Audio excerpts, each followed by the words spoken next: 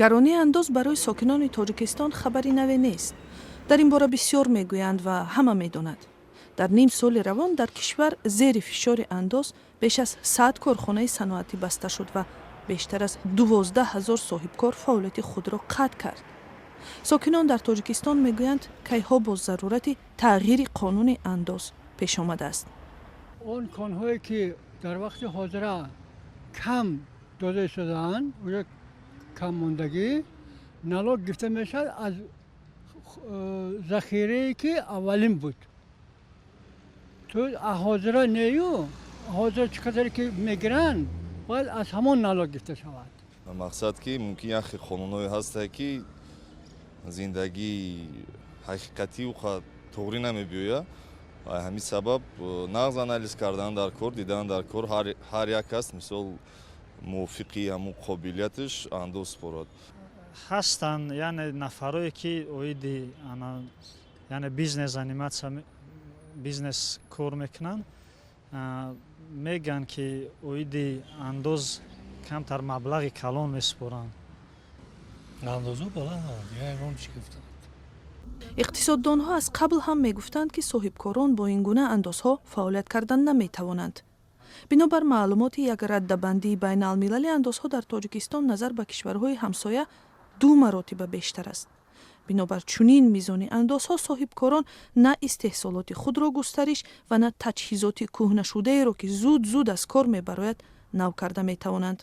аз ин рӯ маҳсулоте ки онҳо истеҳсол мекунанд рақобатпазир нест ва харидор пайдо намекунад.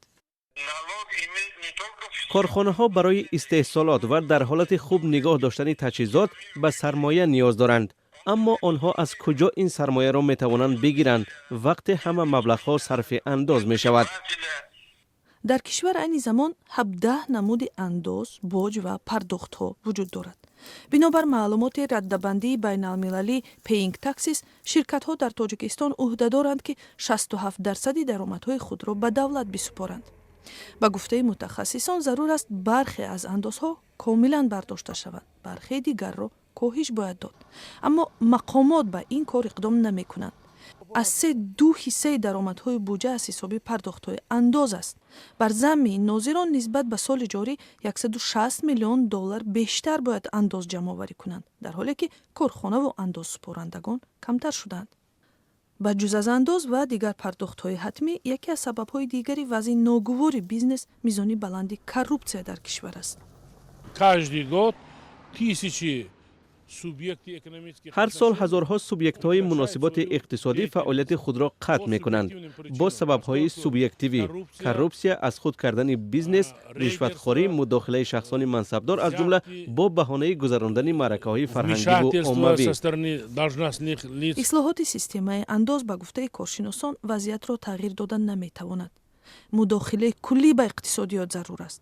пеш аз ҳама нақшаи давлатии ҷамъоварии андоз бояд барҳам дода шавад. дар тоҷикистон то ҳанӯз нақшаи ҷамъоварии андоз муайян мешавад ва талабот ҳар сол афзоиш меёбад. ин гуна система дар шароити иқтисоди бозорӣ коромад нест, мегӯянд мутахассисон. без каких-то прагматичных анализов, бидуни таҳлилҳои ҳамаҷониба бар асоси натиҷаҳои сол, онҳо нақшаи ҷамъоварии андозро бештар мекунанд. дар натиҷа як нав андози ғайрирасмӣ ба вуҷуд омадааст ки соҳибкорон андозро пеш аз муҳлат, яъне барои соли оянда пардохт мекунанд. маълум нест ки корхонаҳо баъд аз ин фоида мегиранд ё не. за счет следующего года за этот год. новобаста ба рушди маҷмӯи маҳсулоти дохилӣ, вазъи иқтисодии тоҷикистон сол ба сол бадтар мешавад, агар саноат ва бизнес зери сарбории гарони андоз бимонад.